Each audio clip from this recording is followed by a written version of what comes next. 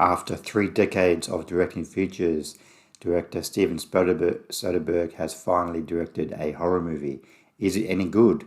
Here's my review of Presence.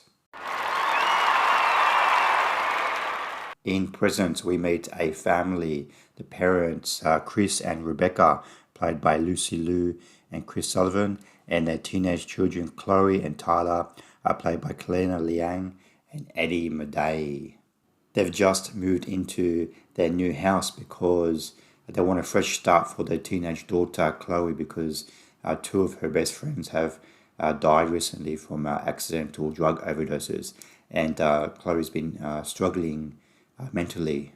But very quickly, once they move into the new house, Chloe starts to see things and see things moving, and she can feel some kind of presence in the house. Presence is directed by Steven Soderbergh, who has directed many features such as Sex, Lies and Videotapes, The Oceans films, and Traffic.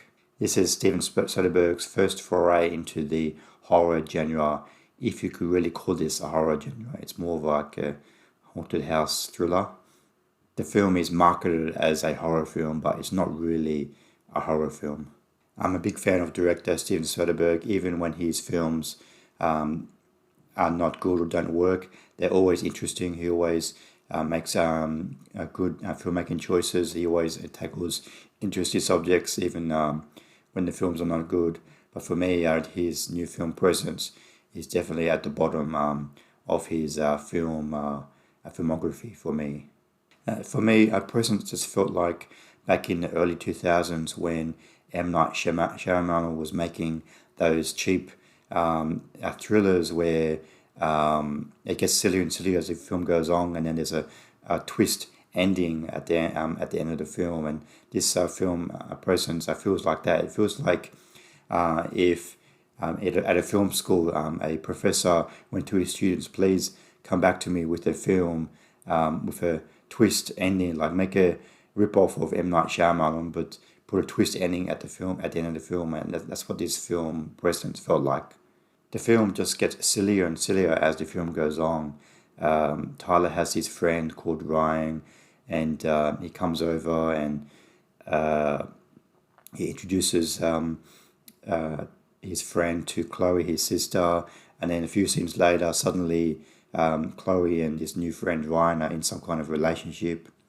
And in the second half of the film, this new friend Ryan, he comes up over to the house, and he has sex with Chloe, and then he tries to put some drugs into her juice, and the presence in the house stops him from doing that. He shakes the juice and falls over, but then later in the film, Ryan tries to drug Tyler and Chloe again, but the presence doesn't do anything this time. And then the ending of this film is so ridiculous. Ryan is trying to rape Tyler's sister Chloe, and he's trying to drug her again. He's already drugged Tyler already, and then so he's gone upstairs to try and rape Chloe and try and drug her, and the presence doesn't do anything, and then suddenly all the lights and stuff start going on and off and shaking, and then Tyler downstairs, he's passed out, but finally he wakes up, and then his first instinct when he wakes up is, oh, I have to go upstairs and save my sister. I don't understand, how does he know that something's happening to his sister? And the whole movie, he doesn't have a really good relationship with his sister. He doesn't care about her at all.